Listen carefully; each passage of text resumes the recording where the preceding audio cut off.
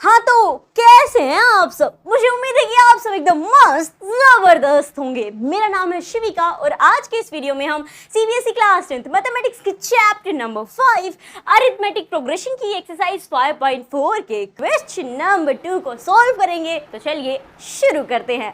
यहाँ पे हमारे पास सवाल नंबर 2 क्या दिया गया है, the sum of the third and the seventh terms of an AP is 6 and their product is 8. Find the sum of first 16 terms of the AP. देखो यहाँ पे क्या कह रहा है कि आपको दो तीन चीज़ें दे दी गई है कि जो थर्ड टर्म है और जो सेवेंथ टर्म है एक AP की, किसी भी एक अरिथमेटिक प्रोग्रेशन की, उनको अगर हम जोड़ देते हैं यानी तीसरी टर्म को और सातवीं टर्म को अगर हम जोड़ देंगे तो हमें मिलेगा 6।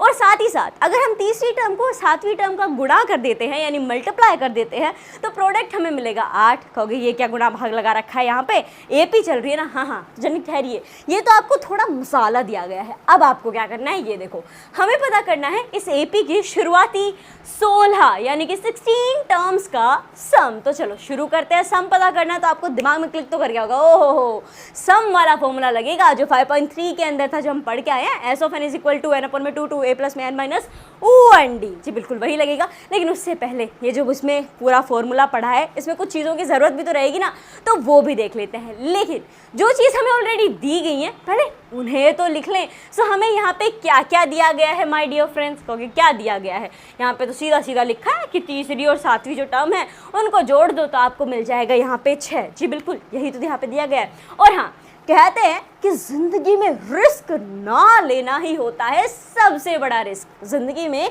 रिस्क ना लेना ही होता है सबसे बड़ा रिस्क। यहाँ हमें दिया गया है A3 प्लस में A7 इज इक्वल्स टू 6। जी हाँ यही तो यहाँ पे दिया है। पहली बात यही तो बोल रहा है कि भैया तीसरी टर्म और सातवीं टर्म, तो तीसरी और सातवीं को हम लिखते कैसे हैं, थर्ड टर्म इसका मतलब A3, सेवेंथ टर्म इसका मतलब A7, तो इनको अगर जोड़ दें तो हमें यहाँ पे 6 मिलेगा। उसके साथ ही आपको एक और चीज़ क्या कही गई है, बोलो क्या कही गई है, कि अगर आप इन्हीं को कर देते हो मल्टीप्लाई, इसका मतलब ये है कि अगर A3 तीसरी टर्म का गुणा मैं कर दूँ सातवीं टर्म के साथ तो मुझे मिलेगा 8, क्योंकि हाँ यही दिया गया है। लेकिन इन दोनों से हम करेंगे क्या, बोले हमारा मकसद तो है 16 टर्म्स का सम पता करना। जी बिल्कुल आपका मकसद है 16 टर्म्स का सम पता करना यानी S16 जो हमें पता करना है। अब माय डियर फ्रेंड्स फटाफट से एक बार ना आप फॉर्मूला बता दो मुझे सम पता करने का। तो कह रहे अभी तो बोला था, ज़रा लिख लीजिए उसे। क्या है हमारा फॉर्मूला, n अपॉन में 2a प्लस में n माइनस 1d, राइट। जी आप कहोगे जी बिल्कुल यही है। ओके सो आपको एस ऑफ एन पता करना है, वो बिल्कुल क्योंकि ना एन क्या है, अरे वो तो दिया है 16 वही है। बहुत अच्छे, मतलब आप यहाँ पे 16 पुट कर दोगे। जी बिल्कुल। अब मुझे बताइए कि ए और डी कहाँ हैं आपके, क्योंकि ये तो गायब हैं, ये तो दिए ही नहीं गए हैं। वही तो बात है कि आपके पास पहली टर्म और कॉमन डिफरेंस जो है वो नहीं दिया गया है। क्योंकि तो हम क्या करें, तो ये दो जनाब इसीलिए तो दिए गए हैं ताकि आप कॉमन डिफरेंस और पहली टर्म पता कर सको। तो फिलहाल इस फॉर्मूले को यूज़ हम तभी कर पाएंगे जब हमारे पास पहली टर्म होगी और कॉमन डिफरेंस होगा। तो अब हमारा पहला एम है, मिशन है डिफरेंस या फिर पहली टर्म पता करना। अब कहोगे कैसे पता करेंगे डिफरेंस और पहली टर्म, कोई एपी दी गई हो तो फिर भी कुछ सोच ले कि अच्छा आगे पीछे करके अगले में पिछला कुछ माइनस वाइनस करके, या फिर वो ए ऑफ एन वाला फॉर्मूला है वो लगा के निकाल ले। यहाँ पे तो ऐसा कुछ नहीं गिवन है। सो तनिक ठहरिए, जो चीज़ आपको दी गई है ना हम उसी का यूज़ करेंगे और उसी से आंसर भी निकालेंगे। बोले वो कैसे निकलेगा, यहाँ पे ये तो हमें जो दिए गए हैं इनसे कुछ नज़र नहीं आ रहा। सो माय डियर फ्रेंड्स जो ये दो चीज़ें आपको दी गई हैं इनसे हम बनाएंगे दो प्यारी प्यारी छोटी छोटी सी इक्वेशंस। बोले इक्वेशन कैसे बन सकती है, ये तो ऑलरेडी इक्वेशन की फॉर्म में और का ही इक्वेशन बनाओगे। सो बन सकती है। देखो जो आपका पहला यहाँ पे गिवन है कि तीसरी टर्म और सातवीं टर्म को जोड़ दोगे तो 6 मिलेगा। हाँ सो आप मुझे बताओ कि तीसरी टर्म मिलती कैसे, मतलब मिलती कैसे, ये भी कोई सवाल हो। जी सवाल है एपी का, जो आपका एक इंट्रोडक्शन वीडियो था, एक्सप्लेनेशन वीडियो, उसमें मैंने आपको बताया था कि एपी की जनरल फॉर्म होती है कि इस हिसाब से अरिथमेटिक प्रोग्रेशन जो है वो बनती है आगे की तरफ। तो कैसे बनती है, हमारी पहली टर्म होती है, अगली टर्म अगर हमें चाहिए तो हम उसमें डिफरेंस ऐड करते हैं। कुछ याद आया? नहीं आया तो डिस्क्रिप्शन में लिंक दिया गया है एक्सप्लेनेशन वीडियो का, आप उस पर क्लिक करके पहले उसे देख सकते हो। सो ये हो गया आपका a प्लस डी। अगर अब मुझे चाहिए तीसरी टर्म तो मुझे क्या करना होगा? सो माय डियर फ्रेंड्स, मुझे पहली टर्म में 2 बार डिफरेंस को जोड़ देना होगा तो मुझे तीसरी टर्म मिल जाएगी। चौथी टर्म चाहिए तो मुझे 3 बार डिफरेंस को पहली टर्म में जोड़ देना होगा तो मुझे चौथी टर्म मिल जाएगी। And this is the general form of AP। कहोगे तो इसका यहाँ पे क्या लेना देना है? यही तो लेना देना है इसका यहाँ पे कि A3 को हम ऐसे भी लिख सकते हैं a प्लस में 2D, थर्ड टर्म ऐसे ही मिलेगी, और बिल्कुल लिख सकते हैं, मैंने अभी आपको लिख के बताया। सो हमने उसे इस तरीके से लिख दिया प्लस में। अब A7 कैसे मिलेगा? इसका भी सेम खेला है कि भाई पहली टर्म में 6 बार अगर हम डिफरेंस को जोड़ देंगे तो हमें 7वीं टर्म मिल जाएगी। सो ये आपका यहाँ पे हो जाएगा a प्लस में 6D। बाकी सब बराबर 6 चल रहा है, 6 और सब तो यहाँ पे फिक्स हो रखा है और दिया गया है यहाँ पे 6। अब देखो आगे, ये आपका क्या हो गया? बोल क्या हो गया? ये एक इक्वेशन बनी है, लेकिन इसमें से भी आप थोड़ा एडिशन और कर सकते हो। बोले और क्या बचेगा? यहाँ पे सब कुछ तो बन गया, एक चीज़ बची है, ये a है, यहाँ भी a है। बोले हाँ, और प्लस में है, हाँ, तो दोनों a को जोड़ दो, एक a ये बन जाएंगे 2a, साथ ही साथ यहाँ 2d है, यहाँ 6d है, इन दोनों को भी जोड़ दो तो 6 7 8 हो जाएगा ये, तो ये हो जाएगा प्लस का 8d। और अब ये इक्वल टू है 6 और ये है अब आपकी पहली इक्वेशन। जिस इक्वेशन की मैं बात कर रही थी ना वो यही बनेगी। ओके, अब क्या करना होगा इस इक्वेशन का? तो इस इक्वेशन पे बाद में आएंगे, अब पहले लगे हाथ इस दूसरे वाले की भी बना लेते हैं, दूसरी इक्वेशन। तो अब उसे कैसे बनाएंगे ये तो आप चुटकियों में बता दोगे, पहले वाले का आपको पता चल गया ना। a3 है वापस से, तो सेम चीज़ आएगी यहाँ पे कि भैया a प्लस में 2d है, इसको मल्टीप्लाई करना है a प्लस में 6d से, जो हमें मिलेगी 8। सब कुछ सेम ही तो रहने वाला है। अब यहाँ इक्वेशन कैसे बनेगी? सो माय डियर फ्रेंड्स, अब देखो आपको क्या करना है, ये है इंपॉर्टेंट चीज़। अगर हम दोनों में ऐसे ही इक्वेशन बनाते रहे तो किसी कंक्लूजन पे ना पहुँच पाएंगे, क्योंकि गजब बात है, थोड़ी देर पहले इक्वेशन बनाओ का काम चल रहा था, अब है कि बनाते रहे तो काम ही ना हो पाएगा। अरे तनिक ठहरिए, हमें इसकी एक इक्वेशन तो बनानी है, बात तो सही है, इक्वेशन तो बननी है, किंतु परंतु यहाँ पे वापस से वो सेम टू सेम नहीं बनाएंगे कि वही a लगा दिया, 2 बार a को गुणा कर दिया तो a स्क्वायर आ गया और फिर यहाँ पे वापस से मल्टीप्लाई किया। ना ना ना, हम यहाँ पे a की वैल्यू पुट करेंगे। कहे भरा गए हो, a की वैल्यू यहाँ कैसे निकल के आएगी? ना कुछ गिवन है यहाँ पे। एक चीज़ अभी आपने बनाई है ना, तो क्या बनाई है? ये पहली इक्वेशन। कहे पहली इक्वेशन तो काम के आगे काम आएगी, ना ना, अभी काम आने वाली है ये। अब देखो, आप चाहो तो यहाँ से a की वैल्यू निकाल सकते हो। बोल कैसे निकलेगी? यहाँ पे मैं निकाल के बता रही हूँ आपको। आपके पास ये इक्वेशन है? जी बिल्कुल है। हम ये जो इक्वेशन थी इसमें से हमें चाहिए खाली a की वैल्यू। ओके, सो a की वैल्यू चाहिए ना, तो बाकी जितने भी टर्म्स हैं उन सबको हम इस तरफ शिफ्ट कर देंगे। तो एक एक करके करते हैं, ठीक है, ये पूरा स्टेप, फिर लास्ट में सीधी वैल्यू लिख देंगे a की। सो अब यहाँ पे आप देखोगे तो आपके पास है 2a प्लस में 8d which is equals to 6, right. अब यहाँ पे अगर ये 2 है, ये मल्टीप्लिकेशन में, बोला जी बिल्कुल मल्टीप्लिकेशन में है, तो उधर जब जाएगा तो ये कैसे आएगा? डिवीजन में। सो ये हो जाएगा 2 1 सा 2, 2 3 सा 6। एक और काम आप कर सकते हो। बोले वो क्या कर सकते हैं? डायरेक्टली भी a की वैल्यू निकाल सकते हो, ऐसे काटा पीटी करके भी निकाल सकते हो। One more thing is that 2a plus में 8d इक्वल्स टू 6। बोले जी बिल्कुल। यहाँ पे आप एक देखोगे कि ये तीनों नंबर जो है ना वो एक नंबर से कट जाते हैं। बोले कैसे कट जाते हैं वो एक नंबर से?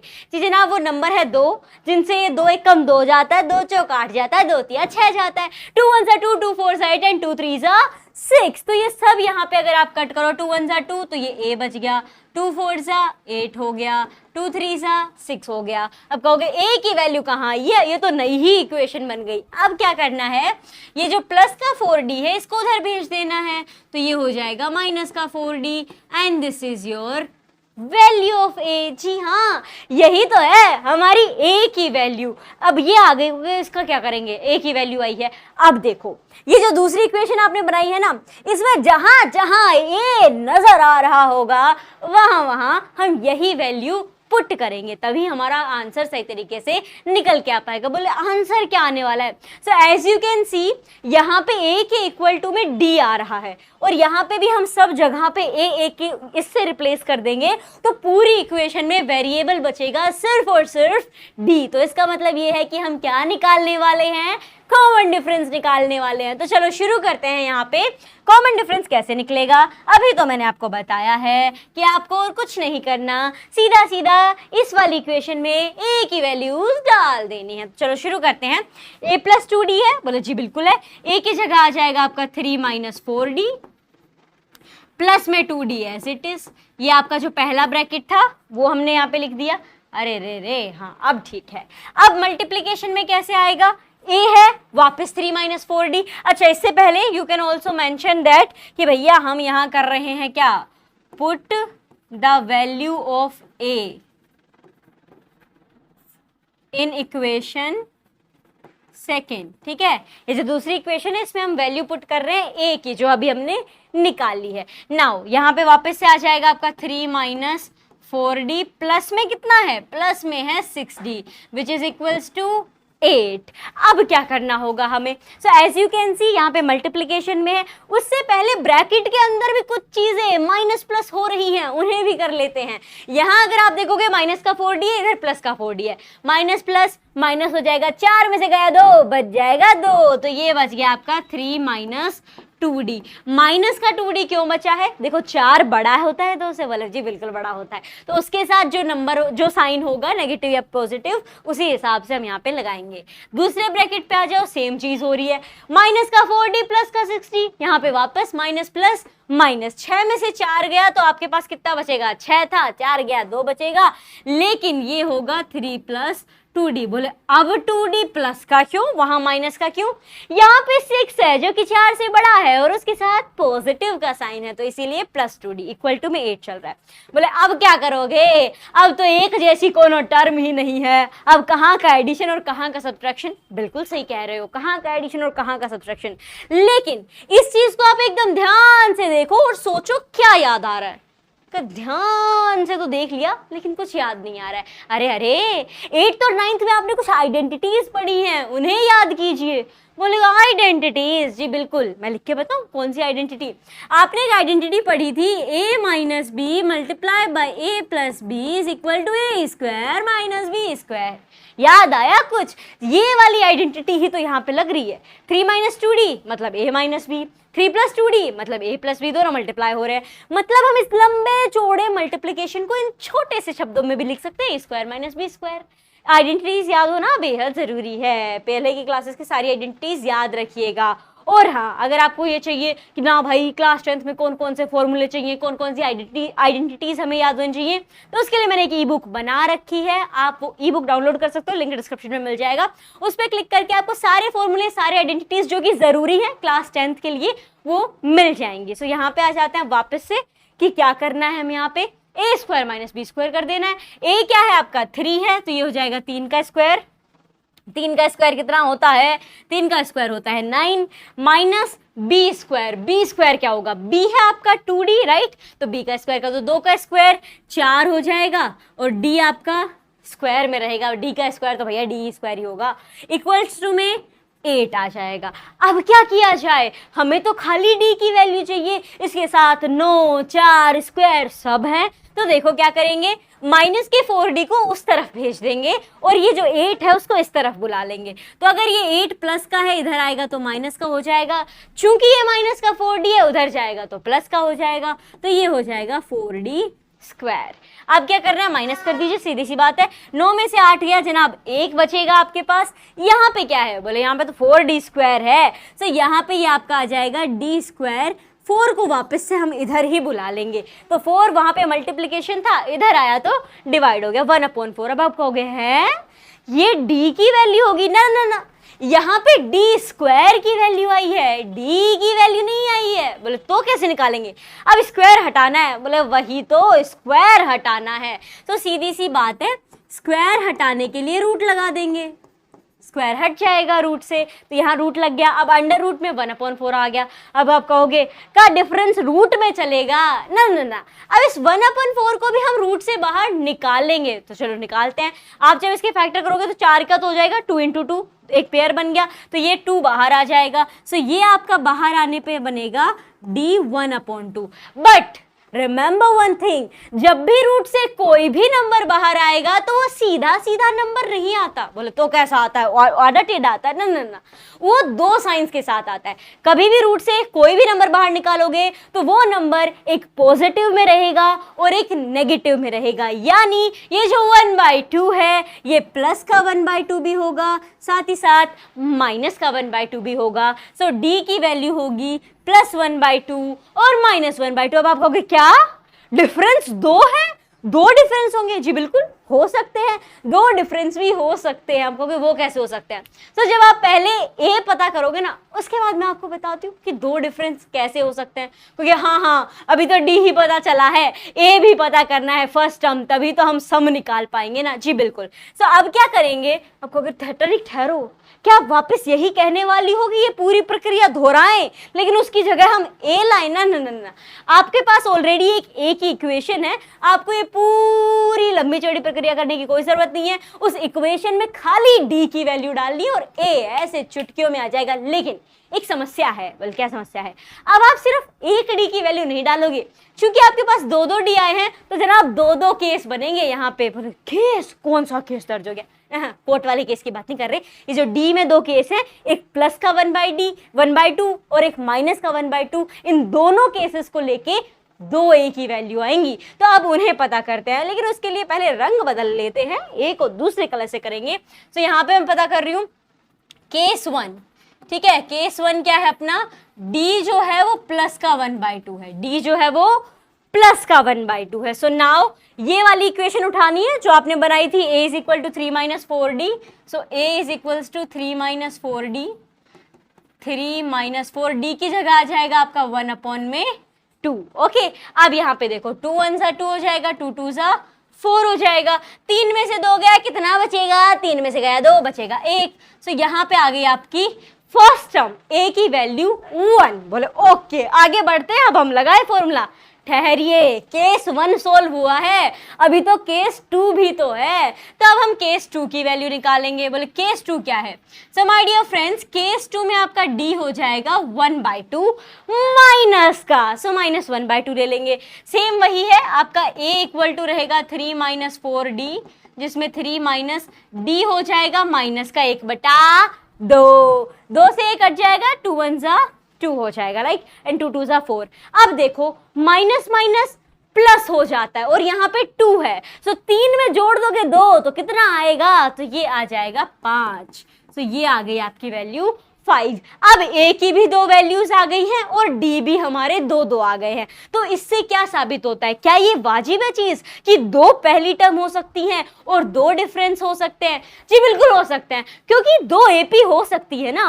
इट मे बी पॉसिबल कि भाई दो अलग अलग एपी हो, अलग अलग नंबर्स के साथ, जिसकी पहली टर्म 1 हो और दूसरी एपी जो है उसकी पहली टर्म 5 हो, और उनका कॉमन डिफरेंस एक का +1/2 हो पहली वाली का, और दूसरे का -1/2 हो, और तब ऐसी कंडीशन बन रही हो कि उनकी तीसरी और सातवीं जो टर्म्स हैं उनको ऐड कर देंगे तो 6 आएगा, मल्टीप्लाई कर देंगे तो 8 आ जाएगा। ऐसा मुमकिन है, दो एपी भी हो सकती है एक ही सवाल के अंदर, जिनकी कंडीशन बिल्कुल एक दूसरे से मिलती हो। तो बिल्कुल कंफ्यूज नहीं हो रहा है कि ए की वैल्यू 2 आ गई, डी 2 आ गए, ये तो गलत है। ना, दो हो सकते हैं, दो एपी भी हो सकती है। अब हम पता करते हैं सम ऑफ 16 टर्म्स। बोले वो कैसे पता करना पड़ेगा? दो पता करने के पड़ेंगे। जी बिल्कुल, केस 1 से पता करेंगे पहले 16 टर्म्स का सम, फिर केस 2 से भी पता करेंगे। तो चलिए इसे थोड़ा सा साइड कर लेते हैं और अब हम करेंगे सबसे पहले केस 1 के साथ 16 टर्म्स का सम पता। तो अब उसके लिए एक और चीज जरूरी है, आपको सारी चीजों को अलग अलग से लिख लेना। बोले अलग अलग से लिख देना क्या मतलब क्या है? देखो, पहली टर्म जो केस 1 लोगे उसके हिसाब से लिखो। तो यहाँ पे मैं ले रही हूँ, ये है आपका a, पहली टर्म क्या हुई 1, ठीक है। किसके हिसाब से? d जब प्लस का 1/2 है, सो आपका d जो है वो प्लस का 1/2 है। पता क्या कर रहे हो? नंबर ऑफ टर्म्स कितने हैं? 16 है। ओके, सो ये हो गया, ये d plus 1/2। Number of terms दोनों में सेम रहने वाले हैं, because you have to find the sum of first 16 terms. अब देखिए माय डियर फ्रेंड्स, क्या होगा यहाँ पे, आपको पहले फॉर्मूला लिख लेना है। फॉर्मूला क्या है? s of n is equal to n upon में 2, 2a प्लस में n माइनस 1 डी। यही है ना हमारा सम पता करने का फॉर्मूला। अब इसमें वैल्यूज डालेंगे। एन कितना है, बोला 16, तो लिख लो भैया 16। ये हो गया 16 अपॉन में 2, ठीक है, 16/2। 2a है, a कितना है, 1 ही है, तो ये आ जाएगा आपका 1 as it is, plus n-1, n कितना है, 16 है, सो ये हो जाएगा 16-1। d कितना है, ऊपर देखिए, अभी हम केस 1 कर रहे हैं यानी प्लस का 1/2, तो ये हो जाएगा 1/2। ब्रैकेट बंद कर देंगे। अब क्या करना है, हल्की सी काटापीटी करनी है और आंसर निकाल लेना है। So as you can see ये कट रहा है, 2 1 2, 2 8 16, तो ये हो गया 8। ब्रैकेट के अंदर भी कुछ चीजें हैं जो कट सकती हैं, बोले क्या क्या है, 2 1 2 हो जाएगा, प्लस में 16 में से गया 1, बोले गया 16 में से 1 कहाँ गया, माइनस हो गया। तो 16 में से जब 1 माइनस कर दोगे तो आपके पास बच जाएगा 15। अब ये कैसे है, 1/2 के साथ मल्टीप्लिकेशन में है, तो ये ऊपर के ऊपर मल्टीप्लाई हो जाएगा, तो ये आ जाएगा आपका 15/2, ठीक है। सो ये हमने ले लिया यहाँ पे 15/2। अब एज यू कैन सी ये प्लस में है, बोले हाँ, और इस 2 के नीचे तो कुछ नहीं है, हाँ, मतलब 1 आ जाएगा। जब आप इसका ले लोगे एलसीएम तो एलसीएम 2 ही आएगा, तो यहाँ तो ऑलरेडी 2 है, वहाँ 2 नहीं है, तो वहाँ 2 करने के लिए क्या करोगे, 2 × 2 4 हो जाएगा। ये बेसिक चीजें हैं, फ्रैक्शन जब से पढ़ना शुरू किया तब से ये काम चल रहा है, तो इसको वापस से थोड़ा सा छोटा कर देते हैं ताकि हमारा सॉल्यूशन पूरा आ जाए। अब देखो यहाँ क्या बचेगा, 8 आ गया यहाँ पे आपके पास, साथ ही साथ मैंने जैसा बताया कि यहाँ पे 4 आ जाएगा, तो 15 और 4 कितने होंगे, 19, 19, तो ये हो जाएगा 19/2। अब यहाँ पे भी आप काटापीटी कर सकते हो, 2 1 2 हो जाएगा, 2 4 8 हो जाएगा, 19 को 4 से मल्टीप्लाई करोगे तो 19 4 76, तो ये आ जाएगा आपका 76। अब ये क्या आया है हमारा निकल के। सो मेरे प्यारे प्यारे दोस्तों, अरिथमेटिक प्रोग्रेशन वाले चैप्टर से 3 से 4 मार्क्स के क्वेश्चन आना है फिक्स। जी बिल्कुल, अरिथमेटिक प्रोग्रेशन के चैप्टर से 3 से 4 मार्क्स के क्वेश्चन आना है फिक्स। यहाँ पे हमारा फाइनल आंसर है 76 केस 1 के लिए, ठीक है।